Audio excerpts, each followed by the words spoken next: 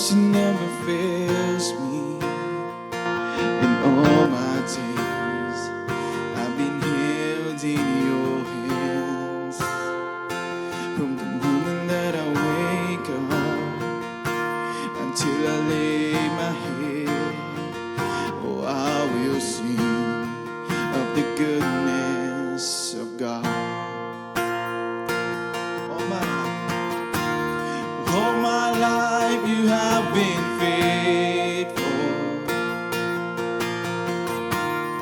All my life you have been so, so good.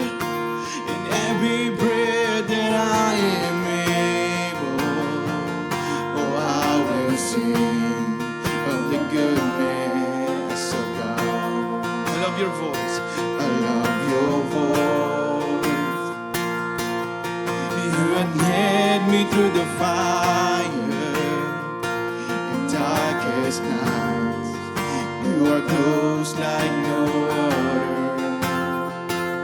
I know you as my Father. I know you as a friend. Oh, I will sing of the goodness of God. All my life you have been faithful. All my life you have been so, so good. In every breath that I am able, oh, I will sing of the goodness of God. All my life, in all my life you have been faithful. All my life, so good. In every breath that I am able, oh, I will sing of the goodness of God.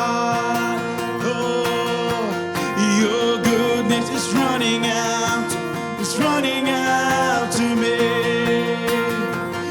Your goodness is running out, it's running out to me. In my life laid out, I surrender now, I give you everything. Your goodness is running out, it's running out to me. Your goodness is running out, it's running out to me. Your goodness is running out, it's running out to me.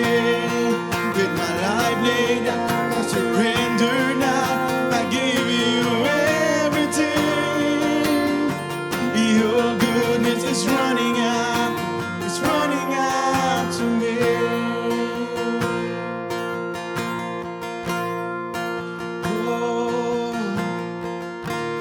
All my life you have been faithful. Yes, Jesus. All my life you have been so, so good. In every breath that I am able, oh, I will sing of the goodness of God.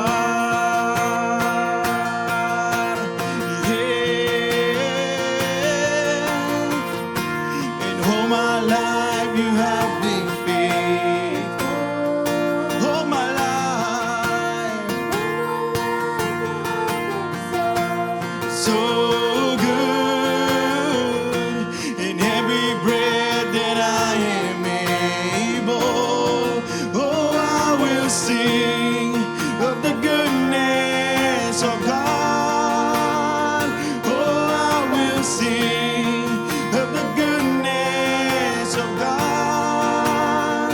Oh, I'm gonna sing of the goodness of God. Oh, all my life you have been faithful.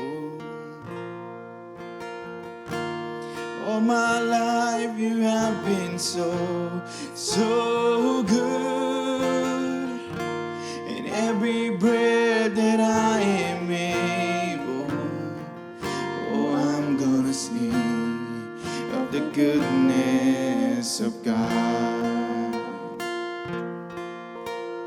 Blessed morning to all of us and welcome to the third day of our prayer and fasting. And today, allow me to share with you our devotion in Joshua chapter 13, verses 1 to 33. But we will just read yung first 7 verses ng chapter na ito because this chapter talks about the division of land na na-conquer nila Joshua. And that was after the 7 years of battle, and they finally gained the control over the land. And later on, this chapter 13 onwards shows how they divided the promised land to the 12 tribes. And after the battles with the different kings and nations, Joshua dismissed the army because this time he has given the responsibility of conquering the rest of the land to each tribe. And he encouraged them that as they lived in the land where the Lord promised to them, he encouraged them to remain faithful to God so they can stay or remain in the land. And with that, this chapter in Joshua, chapter 13, ipinapakita po dito kung ano pa yung further instruction ng Panginoon para kay Joshua. And onwards, makita natin how they divided and to where they divided the east part of the Jordan. So this chapter was about the division of the land east of the Jordan, which was assigned to the tribes of Reuben, Gad, and one of the half tribes of Manasseh. So, bago po tayo magtuloy-tuloy, allow me to pray first for the Lord to prepare our hearts to receive His Word because I personally sobrang excited ko po na i-share sa inyo ang mensahe ng Panginoon, especially during this prayer and fasting. Let's close our eyes and bow our heads. Heavenly Father, thank you so much for this time. Thank you for a new day, for this morning. Thank you for this opportunity to hear your word, Lord. And we pray, Lord, continue to open our eyes to see what you want us to see, the vision you have for us, the guidance, instruction you have for us. Allow us to open our ears to hear your very message for us. Allow us to open our hearts, Lord, to be humble, to be receptive of any instruction and direction that you want for us.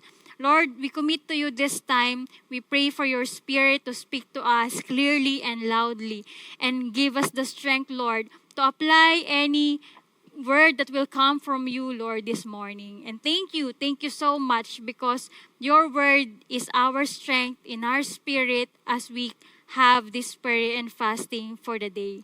We commit to you everything and we submit to you ourselves in Jesus' name. Amen and amen. Kung bibigyan ko po ng title ang devotion natin ngayong araw na to, it will be Called for More. Yes, it will be called for more. Bakit? Dahil po sa umpisa pa lang ng chapter na ito, makikita natin na hindi pa tapos ang Diyos sa pinapagawa at mararanasan ng mga Israelites. We will focus our devotion in Joshua chapter 13 verses 1 to 7. Allow me to read it for you. It says here, when Joshua had grown old, the Lord said to him, "You are now very old, and there are still very large areas of land to be taken over.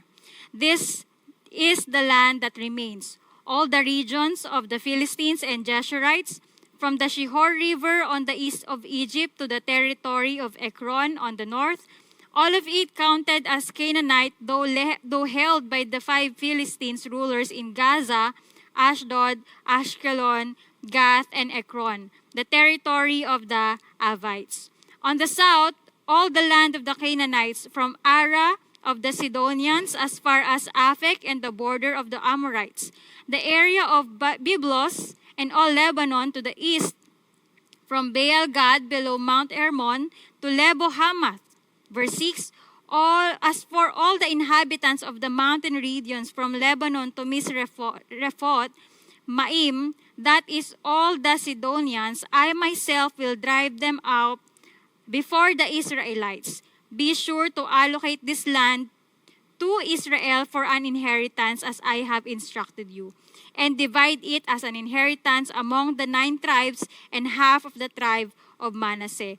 And the succeeding verses, ipinapakita doon that as they conquered the rest of the land, they divided it to these tribes as the Lord instructed them. So bakit po called for more?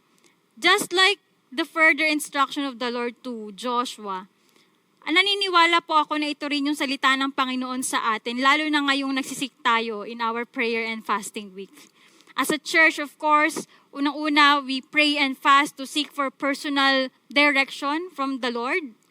Siyempre, unang-una po yun. Pangalawa, siyempre, we also seek for other areas ng buhay natin. Maybe our job, our studies, our ministry, even the direction of the church, tayo bilang isang simbahan. And this word from the Lord is very timely kasi talagang kung ano yung panawagan ng Panginoon sa atin ngayong taon na to is being confirmed by this devotion guide na meron tayo this month, especially ngayong prayer and fasting. So, bakit natin nasabing we are called for more? Number 1, makikita po natin sa verse 1, sabi doon ni Lord, "When Joshua had grown old, the Lord said to him, 'You are now very old, and there are still very large areas of land to be taken over.'" Number 1, there is more for us to do. Bakit? Sabi nga dito, si Lord mismo ang nagsabi kay Joshua, tumatanda na siya. 'Di ba? And in fact, during this time, he was about between 85 to 100 years of age. However, despite that, God still had a work for him to do. Wow, 'di ba grabe no? Knowing that Joshua was already in that age, between 85 to 100 years old, tapos na yung era nila ng pakikipaglaban sa iba't ibang mga bansa at iba't ibang mga lahi. Pero meron pang ipapagawa ang Diyos sa kanya. Hindi pa tapos ang Diyos sa purpose niya para kay Joshua. And maybe many of us here could relate to this scenario. Actually, habang inaaral ko po ito, naalala ko nga yung ating simbahan na kung saan, kung titingnan natin yung overview or demographics ng church natin, nung nagkaroon ako ng pagkakataon na aralin yung mga age group at demographics ng ating simbahan, we could really say na nandun na tayo sa punto na karamihan ng mga pioneer members na workers and leaders natin ngayon ay maybe in between this middle age to senior age already. 'Di ba? Maraming mga pioneer members ang church noon na sa panahon natin ngayon, sila na yung mga nasa middle age, late middle age to senior age na talagang nandito sa simbahan, naglilingkod pa rin sa Panginoon. And siyempre, isipin natin, matanda na, no? Medyo may limitation now when it comes to different aspects of life because of age. But just like Joshua, alam niyo po, ang katotohanan po sa panawagan natin sa Panginoon ay hindi po tayo dapat nalilimitahan ng ating edad. Na hindi natin pwedeng sabihin na okay na ako, matanda na ako, senior na ako, pwede na akong mag-retire. Pwede na akong huminto sa paglilingkod sa Diyos o kaya naman pwede na akong magpahinga sa anumang pinapagawa ng Diyos. But that is not according to the Word of God for us today. Because nakikita natin dito that even in old age of Joshua, ay meron pa rin siyang panawagan mula sa Panginoon at meron pang pinapagawa ang Diyos sa kanya. And so, this leads us to the truth that believers are never limited by our age. This cannot be our excuse or this cannot be a disqualification for us to continue serving the Lord or pursuing the calling that God has for us. And maybe you are one of those pioneers that I'm talking about. Sobrang grateful ng younger generation for your lives, for leading us, showing us, setting an example of faith, of life dito sa simbahan na to. Nagpapasalamat kami sa buhay ng bawat pioneer, mga leaders and workers natin ngayon na talagang hanggang ngayon ay naglilingkod pa rin sa Panginoon. We look up to your very life and to the ministry that you have been setting an example for us. And I believe that even at this time, meron pa pong ipapagawa ang Diyos sa bawat isa sa atin. Just like Joshua, there is more for us to do. Hindi po nauubos yung pwedeng ipagawa sa atin ng Panginoon. And even with that, we could also say sometimes na okay na ako, di ba? Ilang taon na akong nasa church, ilang taon na akong naglilingkod sa church. Pwede na sigurong yung mga mas bata naman yung gumawa ng panawagan ng Diyos. But I believe, with all the wisdom and experiences that you have acquired all throughout the years here in the church, in life, is you are the most qualified to do or to pursue greater calling from the Lord. And you can actually guide the younger generation para sa journey na hinaharap ng ating simbahan. Just like Him, hindi tayo dapat magpahinto sa mga limitasyon na meron tayo sa ating mga buhay. There is more for us to do. And I pray na at the point of your age right now, whatever season you are right now, maybe you are in your young adult or you are in your middle age, late middle age, senior age, and I pray patuloy pa nating ma-discover yung purpose and yung calling ng Lord para sa bawat isa sa atin. And on the other hand, this also gives the younger generation a realization. Ano po yun? That this is the reality. The pioneer members of this church who are now our workers and leaders will not be here with us forever. Hindi po natin makakasama habang buhay yung mga tao na nag-umpisa ng simbahan na to.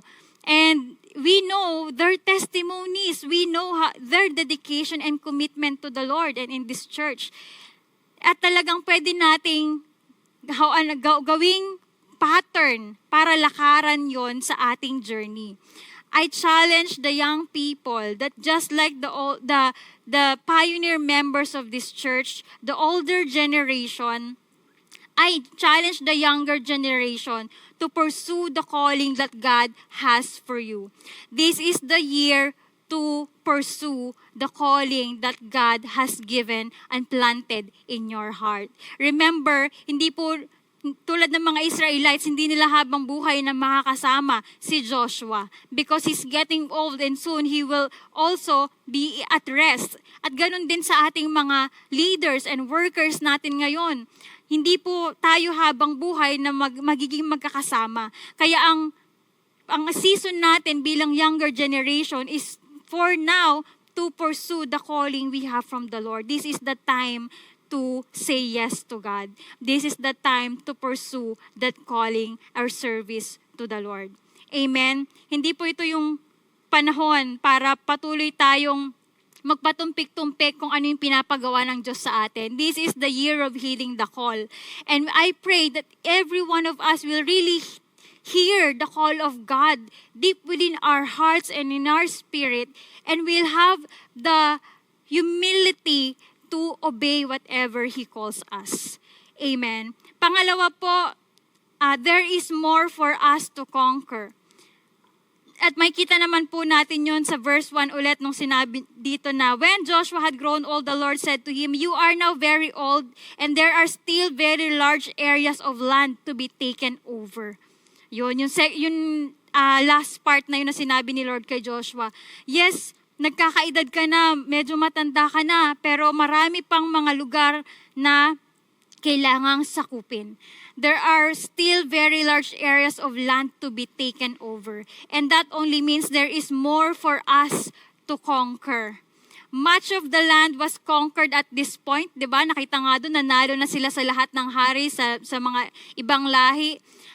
But God's plan for them was to go ahead and conquer the land that was remaining for them. And include that land na ipapamahagi sa mga tribes. His desire was that it would eventually be conquered by the Israelites. Kumbaga, ang nais ng Panginoon ay masakop talaga nila yung lupang ipinangako para sa kanila at wala silang ititira. Lahat yon mapapasa kanila.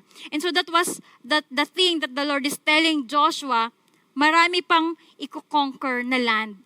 And I want you to do that, no? I want the Israelites to conquer the rest of the lands. And this, we could also parallel to our context today as a church, na bilang isang simbahan na tatakbo sa ika-40 taon, di ba? We are looking forward to that, our semi-40th anniversary. We're going about another milestone in our church.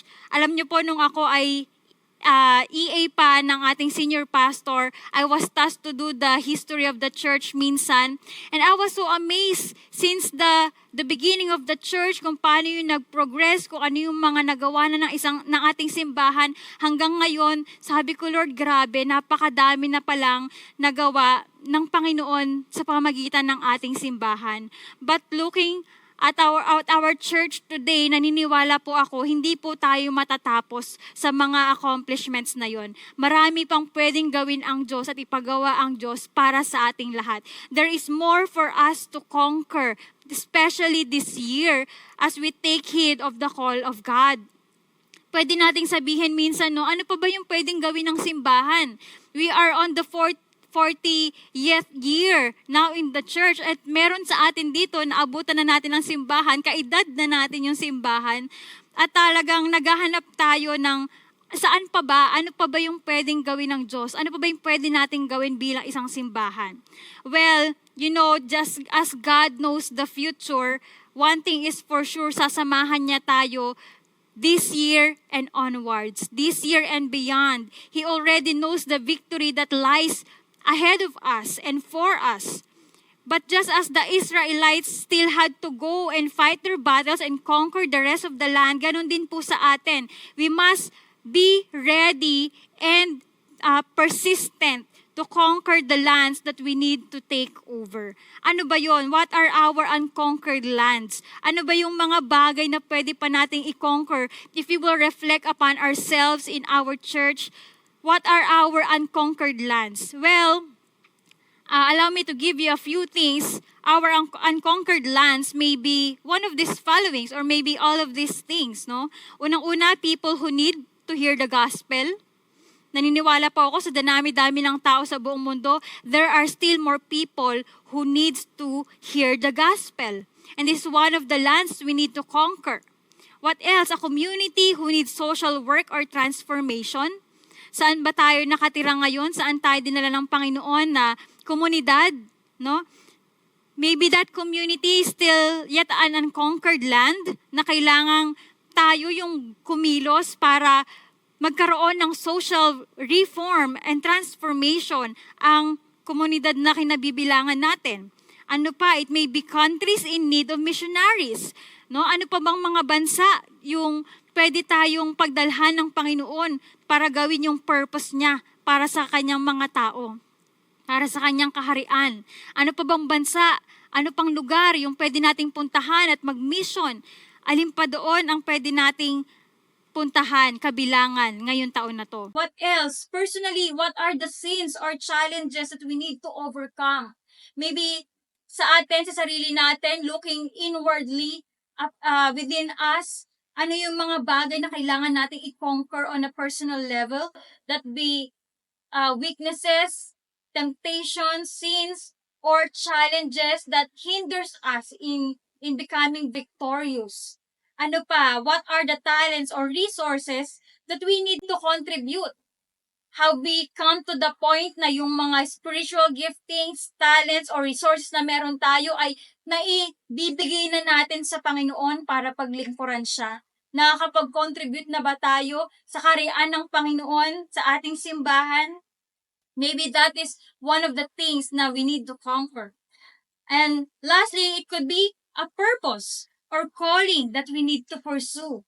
What is that purpose that the Lord impressed upon you, upon us? What is that calling that the Lord placed in our hearts that we need to pursue? Again, I challenge every one of us I pray na sa pagkakataong ito na nagpe-prayer and fasting tayo, ma-receive natin yung panawagan ng Diyos individually and corporately. And we may be able to conquer these things na mga masasabi natin, these are unconquered lands na talagang mapursu natin ang mga bagay na to ngayong taon. What territory has God shows you to conquer? Ano ba yung mga bagay na tingin mo nais ng Panginoon ay mapagtagumpayan? O kaya naman ay mapursu natin? What purpose or calling does the Lord has for us? Now, conquering this territory will be a great opportunity for us to respond to God's calling and be faithful to do His will. Sabi nga po, napakalinaw ng panawagan ng Diyos ngayong taon para sa atin. This is the year of heeding the call. And I pray that there will be specific calling, purpose that we will receive from the Lord. And we will be obedient enough to pursue that calling and be faithful to do the will of the Lord in our lives this year. Amen. So, I believe in this word from the Lord today. As a church, we are called for more. Amen. Can you say that again? I am called for more. As our semi family, we are called for more because there is more for us to do and there is more for us to conquer. Now, for our prayer items, number 1, pray for God's purpose and calling for you this 2025. Siyempre, kailangan nating isip kung ano ba yung panawagan ng Diyos para sa atin at purpose ng Diyos para sa atin. Naniniwala po ako na binigyan tayo ng Diyos ng panibagong buhay, ng panibagong taon, dahil may mga panibagong pagkakataon siyang ibibigay sa atin na gawin yung panawagan niya para sa ating lahat. Let's pray for that. What is that specific purpose or calling that we have from the Lord this 2025? Pangalawa, pray for a humble spirit and obedient heart to respond in God's purpose or calling. Of course, when we receive that specific calling or purpose from the Lord, kailangan magpakumbaba tayo at sumunod tayo sa Kanya. Because no matter what the call from the Lord will be, kung hindi naman tayo susunod, wala ring mangyayari at wala ring tong magiging saysay sa atin. Pangatlo, pray for divine strength, wisdom, and guidance as you pursue God's purpose and calling. We know na sa mga gagawin natin ngayong taon na to, as we pursue His call, hindi natin kakayanin ng gawin ito ng sa ating sariling lakas lang, sa sarili nating kaalaman. But we need the guidance, the wisdom of the Lord, the strength, the divine strength of the Lord. And then lastly, pray for God's redemptive work or salvation and exaltation for this 2025 year of heeding the call. Of course, we want nothing but the Lord to be glorified and be exalted sa ating mga buhay as He has given us this word, as we will do and obey this declaration for us this year. Ang panalangin po natin as we respond to the call of God for us this year ay walang ibang maitataas, walang ibang mag-glorify kundi ang ating Panginoon lamang. Amen. With that, let us all pray. Hallelujah, Lord. We thank you so much for today. We thank you, Lord, for a wonderful message that you have given us. Salamat, Panginoon, for such an instruction na tulad ng ginawa mo kay Joshua and the Israelites. You have also called us individually and as a church. You have called us for more, especially this year of 2025, year of heeding the call. We pray, Father God, that in all of these things, Lord God, that we will pursue for the year, Lord God, dalangin po namin, Panginoon, ang kalooban mo na mangyari sa buhay naming lahat, Panginoon. First, Father God, we pray that indeed every one of us will receive our specific calling and purpose that you want us to do for this year. We pray, Lord, we will be able to hear the word from you. We'll receive a word of confirmation for the things you want us to do as we set our goals and plans for this year. We pray, Lord God, na ikaw yung magbigay sa amin ng direksyon. And also, Father God, we pray for a humble spirit and obedient heart to respond to whatever calling you will have for us, Panginoon. Pinagpapakumbaba namin ang aming sarili sa iyo, Panginoon, na kami ay sumunod at makinig sa panawagan na ibibigay mo para sa aming lahat ngayong taon na to, Panginoon. We rebuke and we break any mindset, Panginoon, stubborn mindset or doubt that we have in our minds, in our hearts. And we just pray, Lord God, we will be humble in our spirit and obedient in our heart to respond to the calling that you have for us. And also, Lord, we pray for strength, wisdom, and guidance, Lord, as we pursue this purpose and calling you have for us individually and as a church.